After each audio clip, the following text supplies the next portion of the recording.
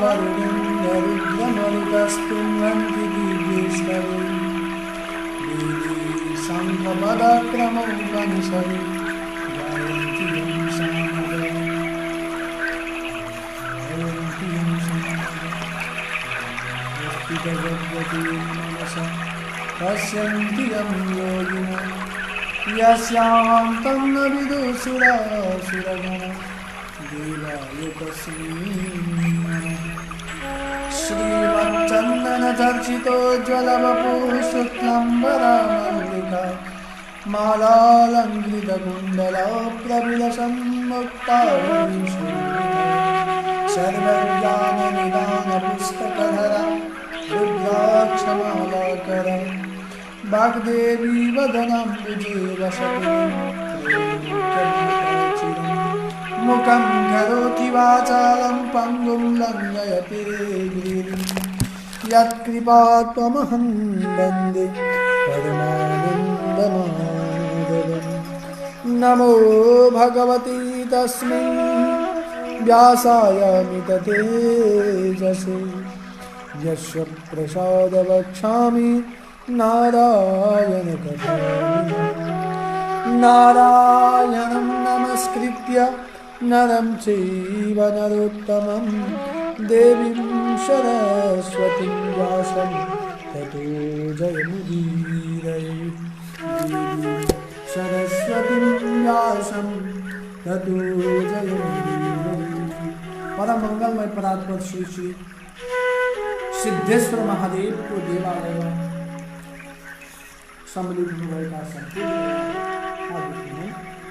र श्री भगवतेश्वर सिद्धेश्वर महादेवको जन्मदिनमा साष्टाङ्ग प्रणाम गर्दै आजको यस दिव्य भगवती स्वस्थानी माताको कथामा हामी प्रवेश गर्दछौँ। आजको कथामा 6 अध्यायमा यहाँ कुमारजीहरूले भन्नुहुन्छ, हे अगस्त्य मुनि, यस्तो किसिमको मैले त्रिपुरा दास सुनाए, अब के सुन्ने इच्छा छ? यस्तो कुरा सुनि अगस्त्य मुनि बिन्ती गर्दछन्, हे कुमारजी, दक्ष प्रजापतिका 33 कोटी कन्या, 33 कोटी देवताले विवाह गरे। सती देवीलाई विष्णु भगवानले छलले शिवजीलाई प्राप्त गर्नुभयो। त्यसपछि भगवती सतीले देह त्याग के कारण गरेर गर्नुभयो, अथवा त्यसपछि भगवती सतीले देह त्यागको के कारण गरेर भयो, यस विषयमा सुन्ने इच्छा छ, सुनाइ बक्सिदिनुहोस् भनेर यहाँ यस्तो आग्रह गरेको सुनि अब कुमारजी भन्नुहुन्छ, हे मुनि, एक दिन दक्ष प्रजापतिले ठुलो यज्ञ गर्ने इच्छा गरेको धेरै समय भयो। अब त्यो यज्ञ गर्ने इच्छा बलवती भयो र सम्पूर्ण सामग्रीहरू तयार गरे। अनि महादेव र सती देवी बाहेक अरू छोरी ज्वाइँ ब्रह्मा विष्णु आदि समस्त यक्ष गन्धर्व किन्नर नाग दैत्य अप्सरा 10 दिक्पाल सम्पूर्णलाई निमन्त्रणा गर्न पठाऊ भने आफ्ना स्वामीको आज्ञा पाई बिलनीले सम्पूर्ण सामग्री तयार पारे महादेव र सती देवी बाहेक सबैजनालाई निमन्त्रण दिए।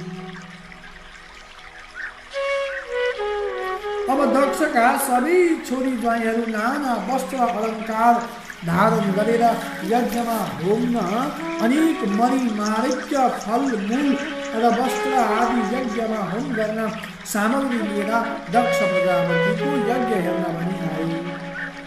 दक्ष पनि सबै आएका व्यक्तिहरूलाई यथायोग्य सेवा सत्कार गरेर राखे। अब सुदिनमा यज्ञ आरम्भ भयो। त्यो अश्वमेध कस्तो भने नन्दी भृङ्गी चतुष्षष्ठी योगिनी भूत प्रेत पिशाच प्रमथगण सहित भई श्री महादेव बस्दा जस्तो शोभा हुन्छ त्यस्तै 33 कोटी छोरी ज्वाइँ र ब्रह्मा विष्णु आदि देवताहरू ऋषि यक्ष गन्धर्व किन्नर दैत्य नाग अप्सरा नाना वस्त्र अलङ्कार पहिरी उभन्दा पुराम्री भई नाच गान गरी मङ्गलको नित्य सुवर्णमय कलश सहित अश्वमेध यज्ञ गर्न सोमयाम त्यसरी अश्वमेध चलिरहेको वखतमा नारद मुनिको आगमन भयो। को आएनन् भनी आसनबाट उठेर चारैतर्फ हेर्न लाग्नुभयो। दक्षका 33 कोटी कन्या ब्रह्मा विष्णु विभूति सकल देवता ऋषि यक्ष गन्धर्व किन्नर नाग अप्सरा आदि सबैलाई देख्नुभयो। तर महादेव र सतीदेवीलाई पनि देख्नु भएन। बिना महादेवको यो दक्ष प्रजापतिको यज्ञ कसरी पूर्ण होला? के कारण हो? निम्ता पठाउनको बिर्सेका हुन् कि अथवा अरू कुनै कारण छ कि भन्ने मनमा तर्क गर्दै तुरन्त त्यहाँबाट अन्तर्ध्यान भई कैलाश पर्वतमा जानुभयो। त्यसै बेला उता महादेवले सतीदेवीलाई हे प्रिय, आज हामी दुवैजना एउटा खेल खेलौँ, आऊ भनेर जुवा खेलौँ भनिराख्नु भएको थियो। सतीले होस् भनी पासा ल्याइन् र दुवैजना प्रेम साथ त्यो खेल खेलिराख्नु भयो।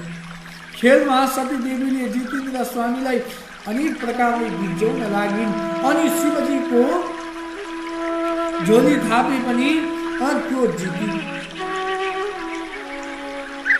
अनि नागरूपी गहना थापे त्यो पनि जितिन्। त्यसबेला दक्षका निम्ता पाएर देवता दानव यक्ष किन्नर विमानमा बसेर गइरहेका थिए। तिनीहरूलाई देखेर सतीले स्वामीसित ती विमानमा बसेर जाने को हुन् भनेर सोध्न लाग्नुभयो। र महादेवले तिमीलाई के को धन्दा पर्यो, आफ्नो काम गर भन्दा सतीले चिन्तित भएर माथितिर नै हिँडिरहे। अनि शिवले हाँसेर मुकुट थाप्नुभयो। त्यो पनि भगवती सतीदेवीले जित्नुभयो। त्यसरी निकै पल्ट हारेकोले शिवजीको केही पनि नभनी हाँसिरहनुभयो। अनि सतीदेवीले बिन्ती गरिन्, हे स्वामी, हजुरका सबै वस्तु मैले जितिसकेँ, अब के थाप्नुहुन्छ? लौ थाप्नुहोस्। अनि शिवजीले म आफ्नो अङ्ग थाप्दछु भन्नुभयो। तब सतीदेवीले हात जोडेर विनम्रसँग बिन्ती गरिन्, हे स्वामी, हजुरको अङ्ग अघि पनि पछि पनि मेरै हो। यदि मैले हारे भने हजुरको अङ्गको साटो कुन कुरा टक्राउला? यो सम्पूर्ण ब्रह्माण्डको हजुरको अङ्गको साटो दिने मेरो विचारमा कुनै पनि वस्तु छैन। फेरि हजुरको अङ्ग जुवा खेली जितेर आफ्नो बनाउनु पर्ने पनि मलाई केही आवश्यकता देखिन। जुन दिन मेरा पिता माताले तिल कुश सहित हजुरको हातमा राखिदिएका थिए, उसै दिन हजुरले मेरो सम्पूर्ण होबेक्षण भएको थियो। यसमा शङ्का छैन, हजुरले आफ्नो यो शरीर थाप्नु हो, यसमा कुनै प्रकारको शङ्का छैन। सतीदेवीको यस्तो स्नेहयुक्त वचन सुनेर महादेव प्रसन्न भए। धन्य तिमी भनेर जुवा खेल्न छाडी मिठा मिठा वार्ता गरेर कैलाशमा बसेका थिए। त्यसै बेला नारद मुनि पुगेर सती देवी र शिवजीलाई साष्टाङ्ग दण्डवाद गरी हात जोडेर उभिरहे। श्री महादेव कस्ता भने जटाको मुकुट बनाई बाघको छालाको पटुका कसेर हात्तीको छाला ओढेर सर्वाङ्गमा भस्म लेपन गरी स्थान स्थानमा सर्पको गहना लगाई घाँटीमा नरमुण्डमाला पहनाई सतीदेवीलाई आफ्नो वामङ्गमा लिएर कोटि सूर्य झै तेजले ज्वलयमान भई नन्दी भृङ्गी भूत प्रेत डाकिनी साकिनी द्वारमा राखेर प्रमथ गण सहित भइरहेका श्री महादेवलाई नारदले देखेर हर्ष मानी चरणमा गिरी दण्डवत गर्दा भए। त्यसरी नारदजीले भक्ति गरेको देखेर मनमा आनन्द मानी श्री महादेवले आज्ञा गर्नुभयो, हे मुनि, तिम्रो भक्ति देखेर म अत्यन्त प्रसन्न भए, जे इच्छा छ भन। तब नारदजी केही भन्न नसकी उभिरहनु भयो। तब के काम परेर आयौ भन। यति शिवजीले आज्ञा भएको सुनि नारदजी हात जोडेर भन्न लाग्नुभयो, हे शम्भु, म अरू के वर मागौँ? हजुरको भक्तिमा मेरो चित्त सदा लागि। म आउने कारण के हो भने दक्ष प्रजापतिले अश्वमेध यज्ञ गर्दा तिनी लोकका देवता, यक्ष, गन्धर्व, किन्नर, दैत्य, नाग, अष्टवस्तु, वशिष्ठ आदि ऋषि र ब्रह्मा, विष्णु एवं 10 दिक्पाल सहित सबै यज्ञ स्थलमा केवल हजुर र दम्पतिलाई देखिन।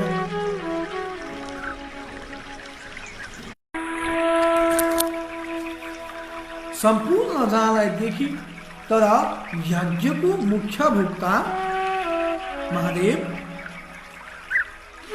कर्ता एवं फलदाता हजुरलाई यज्ञमा किन बोलाएनन्, किन डाकेनन् भनी आश्चर्य लाग्यो र म त्यही कुरा बिन्ती चढाउन आएको हुँ। हे गौरी शङ्कर, यसको अर्थ केही बुझ्न सकिन भनी नारद मुनिले बिन्ती गरेको सुनि श्री सतीदेवीले आफूलाई अत्यन्त अपमान गरेको ठानी श्री महादेव सहित बिन्ती गरिन्, हे जगत ईश्वर, नारायण प्रभृति 33 कोटी देवता, यक्ष, गन्धर्व, किन्नर, नाग, दैत्य, अप्सराहरू र मेरा सबै बहिनीहरूलाई हामी 2 जनालाई मात्र किन डाकेनन् भन्दै विस्मयको साथ आँखाबाट आँसु बगाई र मलिन मुख भएकी भगवती श्री सती देवीलाई शिवजीले आज्ञा गर्नुभयो, हे प्रिय, तिमी दुःख नमान, किनभने तिमी नरुचाएकी छोरी, म मन नपरेको ज्वाइँ। डाकेनन् त के भयो? अब शङ्करजी भन्नुहुन्छ कि दक्षले अपमान गरेर हामीलाई बोलाएनन् भनी दक्षको यज्ञमा गएर हामीले के नै पो प्राप्त गर्नेछौँ र नगए पनि हामीलाई के नै पो होला भनी धेरै प्रकारले सम्झाउँदा पनि नमानेर, हे स्वामी, त्यस्तो आज्ञा नहोस्, मलाई त्यो अश्वमेध यज्ञ हेर्न अत्यन्त इच्छा भएको छ। आज्ञा भए नारदसित गई एकपटक हेरेर मात्र आउने थिए भनेर बहुतै जिद्दी गरी महादेवको चरणमा परिन्। अनि जगदीश्वरले फेरि भन्नुभयो, हे प्रिय, यस्तो हट नगर, किनकि विशेष गरेर पनि तिमी आफ्नो स्वाभिमानमा रहेकी त्यहाँ अपमान होला, जाने काम नगर भनी अनेक किसिमले बुझाउँदा पनि नमानी नारदका साथ लाग्यो। कैलाशबाट प्रस्थान गरिन्, पिताको यज्ञ स्थलमा पुगेर आदर साथ माता पितालाई चरण प्रमाण गरिन्, सारी चित्त दुखाई आँखाबाट आँसुको धारा बगाई मङ्गल वचन बोलिन्, हे माता पिता, हजुरले गर्न लागेको यस्तो ठुलो यज्ञमा पनि मलाई किन सूचना दिनु भएन? के म हजुरकी छोरी होइन? मैले के अपराध गरेँ अथवा मेरा स्वामीले हजुरको के विराम गरिदिनु भयो? भनिदिनुहोस्। विष्णु, प्रभुति 33 कोटी देवता, यक्ष, गन्धर्व, किन्नर, दैत्य, नाग, अप्सरा र ऋषि मुनि एवं 10 दिक्पाल, स्त्री पुरुष सहित सबैलाई निमन्त्रण गरेर केवल हामी 2 जनालाई मात्र किन बोलाउनु भएन?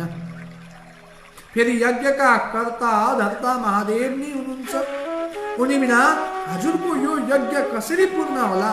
यज्ञको फल दिने पनि उहाँ नै हुनुहुन्छ। देवता पनि भगवान शङ्कर नै हुनुहुन्छ, फेरि सृष्टिकर्ता पनि उहाँ नै हुनुहुन्छ। महादेव बिना गरेको यज्ञ निष्फल हुन्छ। यज्ञकर्ता नभएको यस्तो अशुद्ध यज्ञ किन आरम्भ गर्नुभयो? यसले हजुरको कदापि जय हुने छैन। श्री महादेवलाई तुरन्त निमन्त्रण पठाउनुहोस्, अनि मात्र यज्ञको उद्देश्य सफल भई इच्छित फल प्राप्त हुनेछ। हे पिता, शङ्करलाई अशङ्कर गरी थाल्नु भएको यो यज्ञ शङ्कर नभइकन पनि पूर्ण हुन्छ कि यो ब्रह्माण्डमा 2 शङ्कर छन्, यदि छन् भने मलाई आज्ञा गर्नुहोस्। किन भन्नुहुन्छ, भगवान शङ्करको बिना कुनै पनि यज्ञ गर्यो भने त्यो यज्ञ सम्पूर्ण हुँदैन। अब शङ्करजीले त बोलाउनु भएन, यदि शङ्कर भन्दा पनि अझै कोही शङ्कर छन् भने तपाईँ मलाई भनिदिनुहोस् भन्नुहुँदैछ। कल्याण गर्ने अरू कोही छन् भने भगवान शङ्कर भन्दा तपाईँ भनिदिनुहोस् भन्नुहुँदैछ। यदि मेरो स्वामीलाई निमन्त्रण नगरेको कारण के हो हे माता पिता, मलाई भनिबक्सिनुहोस्। भनी सतीदेवीले भनेको सुनि दक्ष प्रजापति भन्न लागे, हे पुत्री, त मनमा दुःख नमान। तिम्रा पति भोलेनाथ यो यज्ञमा निमन्त्रण गर्ने योग्य छैनन्, किनकि 33 कोटी देवी देवता, यक्ष, गन्धर्व, नाग आदि अनेक रङ बिरङका वस्त्र, मणि माणिक्य, अनेक अपूर्व गहनाहरूले सज्जित भई श्रीखण्ड आदि सुगन्धी वस्तु लेपन गरी अनेक थरीका मङ्गल यात्रा गरी गन्धर्वद्वारा गीत र अप्सराहरूको नाच आदिले शोभित भएको यज्ञमा देख्दा ती अत्यन्त घृण लाग्दा त्यो महादेवलाई कसरी निमन्त्रण गर्नु? हे सती, तिम्रा स्वामीको केही ढङ्ग छ?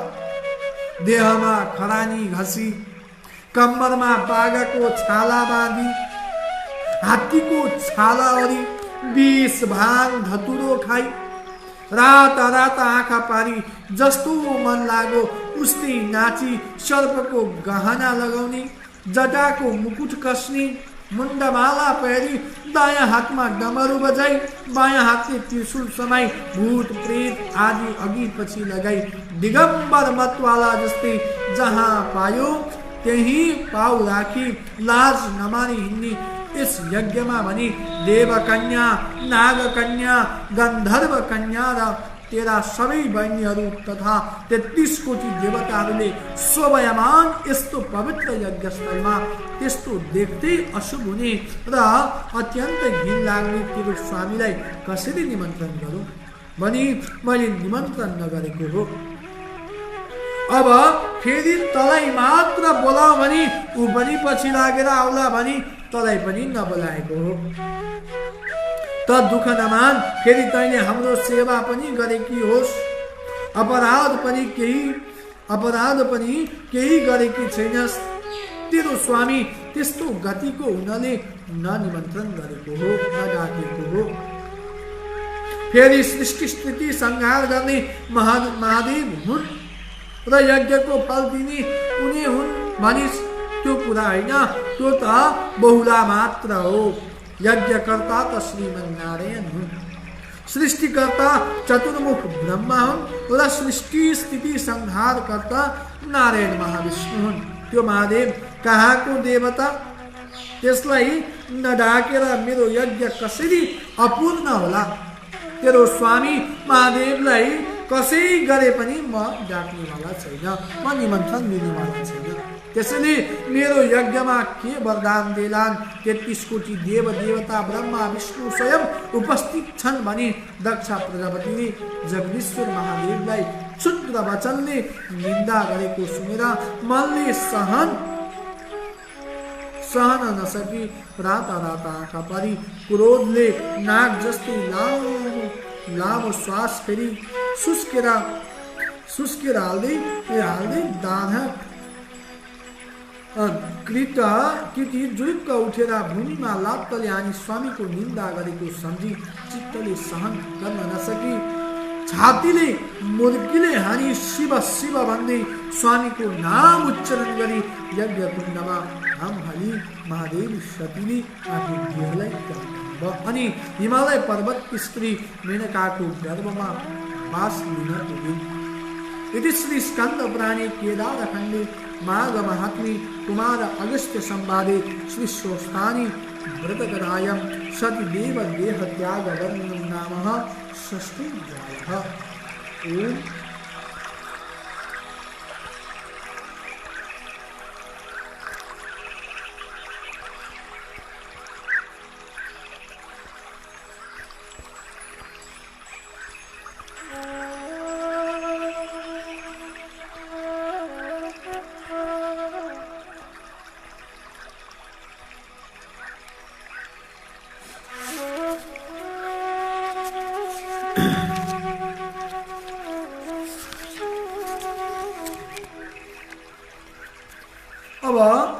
दोस्रो अध्यायमा कुमारजी आज्ञा गर्दै हुनुहुन्छ, हे अगस्त्य मुनि, सतीदेवीले त्यसरी प्राण त्यागेको देखेर देवता, यक्ष, गन्धर्व, किन्नर, नाग, दैत्य, ऋषि मुनि सबैले अहो साह्रै अनर्थ भयो भन्दै आश्चर्य माने।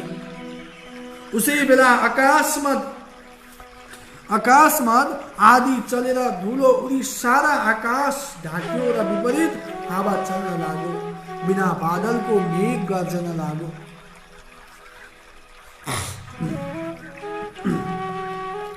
बिना बादलकी मेघ गर्जन लाग्यो। यज्ञमा उपस्थित सबै देवता, यक्ष, गन्धर्व, किन्नर, दैत्य, नागहरू धुलो उडेर आफ्ना आँखामा परि हेर्न असमर्थ भए। वायुको वेगमा अडिन नसकी भूमिमा घोप्टिँदै वायुको त्यो उग्र वेगलाई कतिलाई उडाएर लग्यो, कति भूमिमा पछारिए, कति रुन कराउन लागे। त्यस हुरीमा परेर कतिका हात भाँचिए, कतिका खुट्टा मर्किए, कतिले भूमिमा टाउको टेक्न पुगे, कतिको मुख भूमिमा घोटिएर माटो खान लाग्यो। उठ्न असमर्थ भएका जति घोटिएर माटो खान लागे, जति रुन कराउन लागे, कति रक्षा गर मरे बचाओ भन्न लागे। यस्ता प्रकारले यज्ञमा उत्पात भएको केही बेरपछि हुरीको भेग कमो र दक्ष प्रजापतिले चिन्ता गरी सबै छोरी ज्वाइँलाई डराउनु पर्दैन भनी सान्त्वना दिइसकेपछि चित्त व्याकुल गरी अब कसो गरौँ भन्दै गुरु बृहस्पतिसँग गएर बिन्ती गर्दै भन्न लागे, हे गुरु, अनर्थ भयो, अब कसो गर्ने, असम्भव कुरा प्रत्यक्ष भयो भन्दै भयातीत स्वरमा कराउन लागे। त्यसबेला नारदजीले सती देवीलाई यज्ञ कुण्डमा हाम फाली प्राण त्याग गरेको देखि हावा भन्दा पनि वेगले शीघ्र कैलाशपुरी महादेवको चरणमा दण्डवत गरी उभिरहे। अनि हे नारद, तिमी के भन्न आएका भन भनी किन मौन उभिएका छौ? यस्तो शङ्करजीको आज्ञा सुनि हात जोडेर नम्र स्वरमा बिन्ती गरे, हे ईश्वर, हजुर की प्राण प्रिया श्री सती देवी को दक्ष प्रजापति को यज्ञ अग्निमा हाम फालेर आफ्नो देहलाई त्याग गर्नुभयो। किनभने हे जगदीश्वर, हे करुणानिधि, पापिष्ट दक्षले हजुरलाई अनेक क्षुद्र वचनले हेला गरी निन्दा गरेको त्यो महादेव कहाँको देवता हो? त्यो त बौला हो। त्यसलाई नडाकेर मेरो के हुन सक्दछ? मेरा 33 कोटी छोरी जय विष्णु आदि छन्। कस्तै भए पनि म त्यसलाई निमन्त्रण गर्ने छैन इत्यादि अनेक दुर्वचन बोलेको सुन्दा सहन नसकी क्रोध युक्त भएर भूमिमा लात्तले हानी यज्ञको परिक्रमा गरी कसैको पनि मुखतर्फ नहेरी केवल हजुरको नाम शिव भन्दै यज्ञ अग्निमा हाम फाली प्राण त्यागे। हे प्रभु, हजुरको डरले अग्निले देह दग्ध गर्न सकेका छैन। केवल प्राण छाडेर यज्ञ कुण्डमा शयन गरे झै सुतिरहनु भएको छ। हे ईश्वर, यही कुरा बिन्ती चढाउन आएको हुँ। हे चन्द्रमौली, अनर्थ भयो, अब के गर्ने? यति भनी नारदजी उभिरहे। नारद मुनिका कुरा सुनेर महादेवले आज्ञा गर्नुभयो, हे मुनि, तिमीले भनेको कुरा यदि निश्चय हो कि होइन? शिवको वचन सुनि नारदले भने, हे जगदीश्वर, हजुरको सामु मिथ्या बोल्ने साहस अथवा शक्ति ममा छैन। ध्यान दृष्टिले हेर्नुभयो भने सत्य ज्ञात हुनेछ। नारदजीका त्यस्ता वचन सुनि ध्यान दृष्टिले विचार गरी अत्यन्त क्रोधले तिनै नेत्रबाट अग्निका ज्वाला निकाली पाखुरा निमोथी नारदजीको सामुन्ने भन्नुभयो, हे मुनि, 33 कोटी देवताले रक्षा गरिएको पापिष्ट दक्षको विनाश नगारी छाड्ने छैन। अब तिमी आफ्नो आश्रममा जाऊ भनी विदा दिनुभयो र नारदजी महादेवले दण्डवत प्रणाम गरेर आफ्नो धाममा गए। नारदजी गएपछि शिवले सती देवीलाई सम्झेर रिसले तिनै नेत्रबाट अग्निका जस्ता ज्वाला निकाली शिखाबाट एउटा जटा झिकेर भूमिमा पछार्नुभयो। त्यसबाट मेघ गर्जे जस्तै चर्को शब्द गरी भयंकर चतुष्षष्ठी योगिनी भूत प्रेत पिशाच प्रमथ काली उत्पन्न भइन्। कस्ती महाकाली भने डर लाग्दो अनुहार भएकी, लामा लामा दारा निस्केकी, आकाश जस्तो पेट भएकी र बाघको छाला कम्मरमा बेरेकी, झाँक्रा हो फिजेको छ, हातमा भयंकर खड्ग लिएकी, कहिले हाँस्ने कहिले लामो जिब्रो निकालेर यस्ती महाकाली शिवजीको सामुन्ने उभि के कामले मेरो आराधना गर्नुभयो भनी विन्ती गरिन्। अनि महादेवले अघि जे अर्को झटा झिकेर भूमिमा पछार्नुभयो। त्यसबाट पृथ्वी कम्पयमान पार्दै क्रोधित सिंह जसरी गर्जन्छ त्यस्तै ध्वनि निकाल्दै हजार सूर्य जस्तो तेज भएका, सम्पूर्ण शरीरमा खरानी घसेका, मुण्डमाला लगाएका, दायाँ हातमा त्रिशूल लिएका, बायाँ हातले डमरू बजाउने त्यस्ता भीषण मूर्ति भएका वीरभद्रले महादेवको अगाडि उभिएर विन्ती गरे, हे शम्भु, हामीहरूलाई किन याद गर्नुभयो, के आज्ञा गर्नुभयो हामीहरूमाथि? तिनीहरू यस्तो प्रार्थना सुनेर महादेव भन्नुहुन्छ, हे वीरभद्र, हे महाकाली, तिमीहरूलाई पापिष्ट दक्ष प्रजापतिको यज्ञ विध्वंस पारी उसको पनि संहार गरी दक्षका सहायक संरक्षक देवताहरूको पनि संहार गरेर आऊ भनी मैले यहाँ तिमीलाई बोलाएको हो। अब तिमीहरू नन्दी भृङ्गी 64 योगिनी भूत प्रेत पिशाच आदि समेत भई दक्षको यज्ञ विनाश गर। जाओ, तत्काल यहाँबाट जाओ। श्री महादेवको यस्तो आज्ञा सुनि नन्दी भृङ्गी भूत प्रेत योगिनी र पिशाच सहित भई मेघ गर्जे झै सिंहनाद गरी पृथ्वी कम्पित पारी साक्षात यमराज प्राणीको नाश गर्न हिँडे झै क्रोधित भएर शिवको आज्ञा शिर उप गरी कैलाश पर्वतबाट हिँडी तिनीहरूको चाला माला देखेर पृथ्वीलाई भार थाम्न कठिन पर्यो। पृथ्वी थरथर कापिन्, 7 समुद्र छचल्किए, समस्त जीव त्राही त्राही भए। दक्षको यज्ञमा पनि अनेक किसिमका उत्पात हुन लागे। आकाशमा काग र गिद्ध मण्डल आकार गरी उड्दै कराउन लागे। यस प्रकारका अनेक अशुभ लक्षणहरू देखिन लागे। स्यालहरू आँखा र मुखबाट आगोको ज्वाला निकाल्दै कराउन र कुद्न लागे। रगतको वृष्टि भयो, विपरीत वायु चल्न लाग्यो। यस्तो उत्पात हुन लागेको देखेर यज्ञ मण्डपमा बसेका सबै हाहाकार गर्दै उता यता भाग्न लागे। स्त्री बालक बुढाहरू भाग्न नसकी भूमिमा घोकेर रुन कराउन लागे। कोही अझ के हुने हो भनेर डराई त्राही त्राही गर्दै रुन लागे। ठिकै उसै बेला शिवको आज्ञा पाएर उन्मत्त भएका वीरभद्र र महाकाली नन्दी भृङ्गी आदि शिवको गण मेघ गर्जे जस्तै गर्जनले हात्तीको वठनमा सिंहमा बसे दक्षको यज्ञमा पुगे र दक्षद्वारा डाकिएका देवताहरू किन्नर गन्धर्व नाग दैत्यगण सहित परस्पर जुझ्न लागे।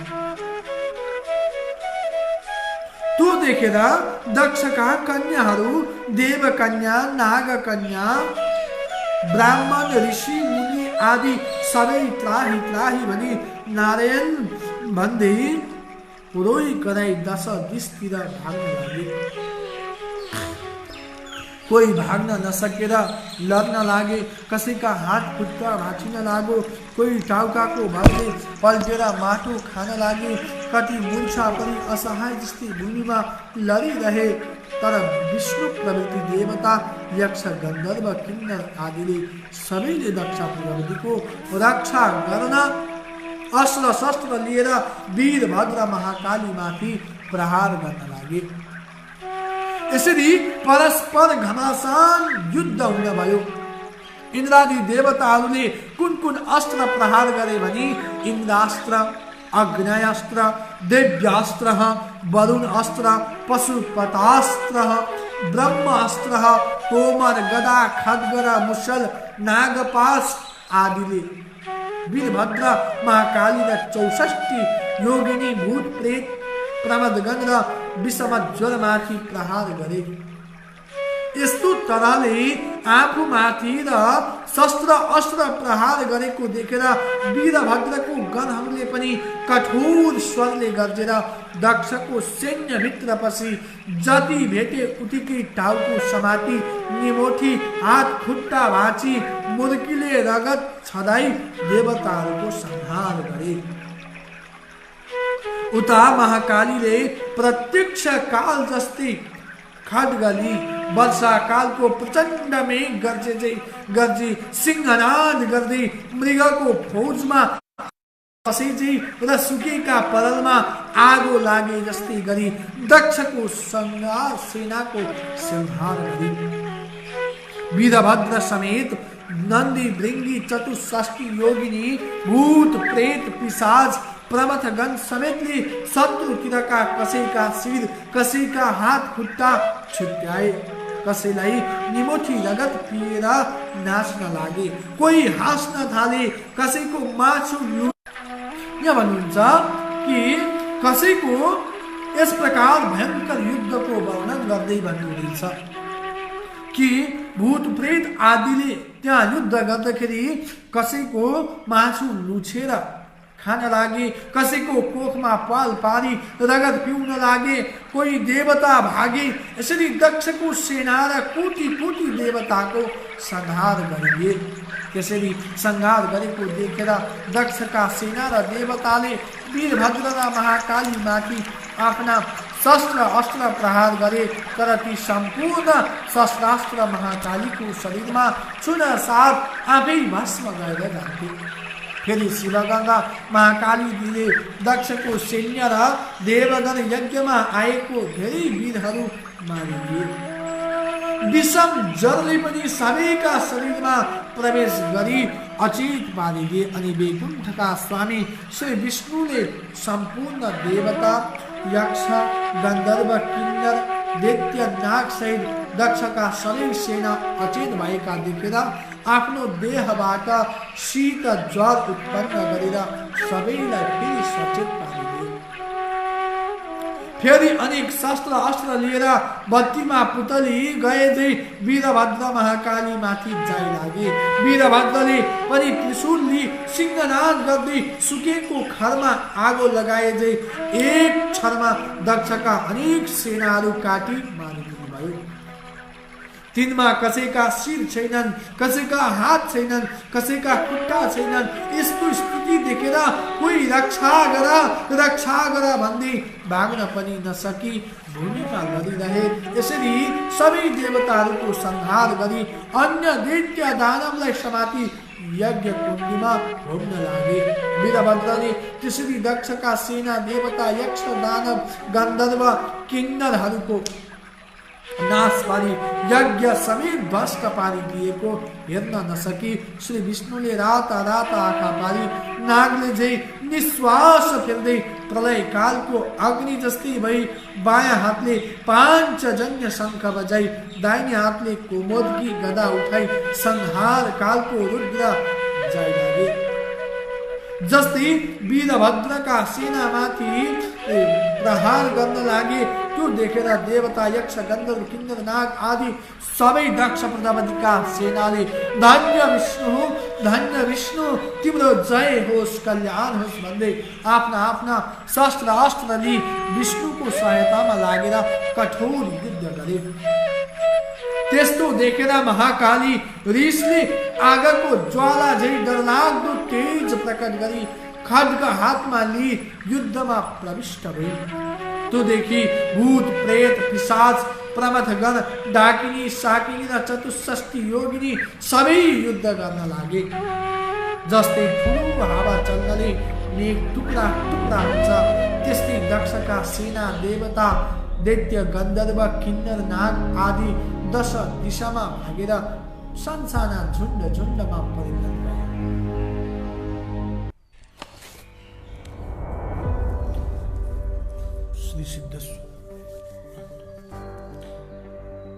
श्री स्वस्थानी व्रत कथाको यहाँ 7 अध्यायमा दक्षको यज्ञमा वीरभद्र आदिको वर्णन गर्दै थियौं। केही कारणवश यहाँ सम्पर्क टुटेको थियो। अब त्यही क्रममा यहाँ कुमारजी वर्णन गर्दै भन्नुहुँदैछ कि यस प्रकार भगवान एक प्रकारको त्यहाँ युद्ध गरिराख्ने क्रममा यहाँ भन्नुहुँदैछ कि तब भगवान विष्णुले निर्धक्क सिद्ध वीरभद्रको छातीमा आफ्नो कोमलकी गदा प्रहार गर्नुभयो। त्यो गदा वीरभद्रको छातीमा बज्रन गयो अनि ती मूर्छा परि भूमिमा ढले। फेरि विष्णुले नन्दी भृंगी 64 गण भूत प्रेत पिशाच प्रमथ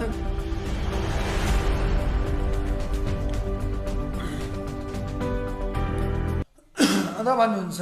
फेरि विष्णुले नन्दी भृंगी 64 भूमिमा 64 भूत प्रेत पिशाच प्रमथगणमाथि शस्त्रार्थ प्रहार गरे। त्यसरी विष्णुको यस प्रकार भगवान विष्णु र वीरभद्रको युद्धमा अब भूमिमा पल्टिएपछि मूर्छा परेपछि त्यहाँ दक्ष प्रजापतिका सेनाले फेरि भगवान विष्णुको स्तुति गरी पुष्प वृष्टि पनि गरे। तब विष्णुले आफ्नो पाञ्चजन्य शङ्ख बजाए। मूर्छा भइरहेका वीरभद्र महाकालीका कानमा देवता यक्ष गन्धर्व किन्नर दक्षका सेनाले संकुल ध्वनि सुने धन्य विष्णु भनी स्तुति गरेको शब्द पर्यो र चेतना फर्कियो। आफ्ना सैन्य कोही भुइँमा ढलेको कोही भाग्न लागेका र कोही के कसो गरौँ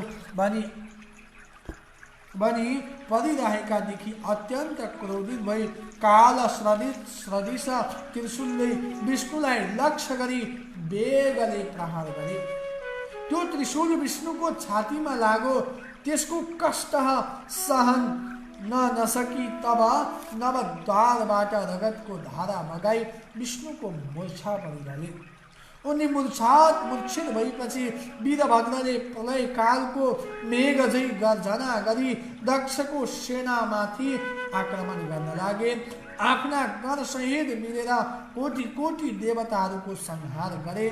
वीरभद्र गर्जेको शब्द उनका गणहरू नन्दी भृंगी श्रृंगी प्रमथगण समेतको कानमा पर्यो र बिउजी उभिएर हेर्दा रणभूमिमा विष्णु मूर्छा परिरहेको देखेर वीरभद्रले दक्षको सेना र देवताहरूको संहार गरेको देखेर धन्य वीरभद्र धन्य हजुरको जय होस् भनी आफ्ना अस्त्र शस्त्र लिएर दक्षका सैन्यमाथि आक्रमण गर्न लागे। त्यसरी अत्यन्त भयंकर युद्ध भयो। कस्तो युद्ध भने हे मुनि महाकाली र वीरभद्रले उनका सेना समेत सम्पूर्णलाई आक्रमण गरे अनि कसैको कपाल समातेर पछाडि खड्गले हानी मारे। कसैलाई आफ्ना मुष्टि मुर्कीले नै मारे। 64 योगिनीले पनि कतिलाई निमोठेर मारे। कसैको काखीमा पाल पारेर अनेक प्रकारको रक्तपान गरेर महाकालीको उग्र रूप देखाएर मारे। कसैलाई पक्री अग्नि कुण्डमा फ्यालिदिए। यस्ता प्रकारले देवता यक्ष गन्धर्व दैत्य किन्नरको नाश पारेर वीरभद्रका सैन्यले जय जय भनी कराएको शब्द मूर्छा परेका विष्णुको कानमा पर्यो र मूर्छाबाट उठेर हेर्दा वीरभद्र र महाकालीले सम्पूर्ण यज्ञ ध्वंस पारी देवताहरू र दक्षका सैन्य समेत नाश गरेको देखि अत्यन्त क्रोधित भई राता राता आँखा पारेर हे पापिष्ट आज तेरो नाश गरेर दक्षको यज्ञ पूर्ण पारी सबै देवता यक्ष गन्धर्व नाग आदि सबैलाई सन्तोष दिनेछु। त्यस प्रकार भने आज एकादश रुद्र तेरो सहायक भएर आए पनि रक्षा गर्न सक्ने छैनन्। सम्पूर्ण दुष्टको संहार गर्ने यो चक्र देखिस् भनी सुदर्शन चक्र देखाए। विष्णुले भनेको यस्तो क्षुद्र वचन सुनेर वीरभद्र रिसले चूर भई भन्दछन्, हे पापिष्ट विष्णु, सम्पूर्ण इष्टको नाश गर्ने चक्र भनेर देखाइस्। तेरो पराक्रम माफिक त्यो चक्र मेरा उपर प्रहार गरेर हेर। केवल मुखले मात्र भनेर केही हुन सक्दैन।